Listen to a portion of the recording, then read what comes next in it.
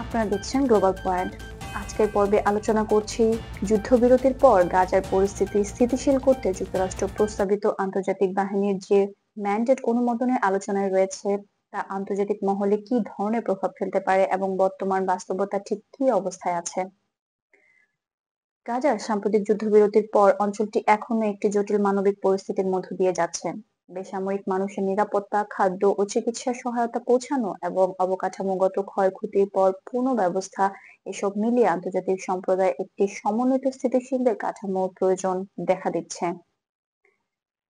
ঠিক এই পর্যায়ে যুক্তরাষ্ট্র প্রস্তাব করছে একটি আন্তর্জাতিক সহায়তামূলক নিরাপত্তা মিশনের ম্যান্ডেট যা মানবিক সহায়তা ও প্রশাসনিক স্থিতিশীলতা নিশ্চিতে কাজ করবে। রয়টার্স, এপি নিউজ এবং বিবিসির সাম্প্রতিক রিপোর্টে বলা হয়েছে, যুক্তরাষ্ট্রে প্রভাবিত এই আন্তর্জাতিক মিশন কোনো ধরনের আগ্রাসী সামরিক বাহিনী নয়, বরং এটি হবে একটি নিরাপত্তা, সহায়তা, মানবিক তদারকি ও সমন্বয়কারী মিশন যার উদ্দেশ্য হলো বেসামরিক জনগণের সুরক্ষা এবং সহায়তা পৌঁছানো সহজ করা। বিশেষত খাদ্য, ওষুধ এবং প্রয়োজনীয় জরুরি সরঞ্জাম গাজায় পৌঁছানোর রুটগুলো সুরক্ষিত রাখতে এই বাহিনী গুরুত্বপূর্ণ ভূমিকা রাখতে পারে। যুক্তরাষ্ট্রের পররাষ্ট্র দপ্তরের মতে এই প্রস্তাবটি ম্যান্ডেট একটি স্ট্যাবিলাইজেশন ফ্রেমওয়ার্ক যেখানে আন্তর্জাতিক অংশীদার দেশগুলো একসঙ্গে কাজ করবে। এর মধ্যে আরব দেশগুলোর অংশগ্রহণ বিশেষভাবে গুরুত্বপূর্ণ। আল জাজিরা ও আরব নিউজ জানিয়েছে, আরব রাষ্ট্রগুলো নীতিগতভাবে মানবিক সহায়তা কেন্দ্রিক এই উদ্যোগকে ইতিবাচকভাবে দেখছে, তবে তারা চায় এটি যেন একটি সাময়িক সহযোগিতা কাঠামো হয় এবং ভবিষ্যৎ রাজনৈতিক ব্যবস্থার উপর কোনো দীর্ঘমেয়াদী নিয়ন্ত্রণ তৈরি না করে। এদিকে ইউরোপীয় ইউনিয়নও জানিয়েছে যে গাজায় বেসামরিক নিরাপত্তা নিশ্চিত করা এবং মানবিক রুট স্থিতিশীল রাখতে তারা আন্তর্জাতিকভাবে সমন্বিত একটি মিশনকে সমর্থন করতে আগ্রহী। তাদের মতে এই উদ্দেশ্যটি গাজার পুনর্গঠন এবং প্রশাসনিক স্থিতিশীলতার পথে একটি গুরুত্বপূর্ণ অগ্রগতি হতে পারে। জাতিসংঘের আলোচনায় বিষয়টি এখনো চলমান। অনুমোদন পেতে হলে আন্তর্জাতিক পার্টনারদের মধ্যে নীতিগত সমঝোতা প্রয়োজন হবে।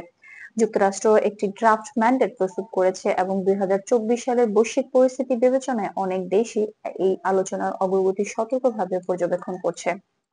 আন্তর্জাতিক বিশ্লেষকদের মতে যুদ্ধবিরতির পর গাজাকে স্থিতিশীল অবস্থায় ফিরিয়ে আনতে একটি বহুপাক্ষিক নিরাপত্তা সহায়তা কাঠামো পৌঁছাতে নিয়মিত বাধা দেখা যাচ্ছে।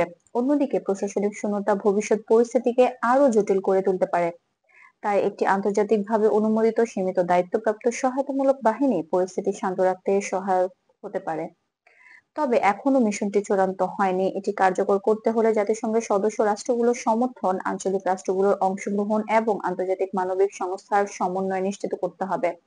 সবকিছু মিলিয়ে এটি একটি দীর্ঘমেয়াদী আলোচনার অংশ যা বাস্তবে রূপ নিতে ধাপে ধাপে অনুমোদনের প্রক্রিয়া অতিক্রম করতে পারে।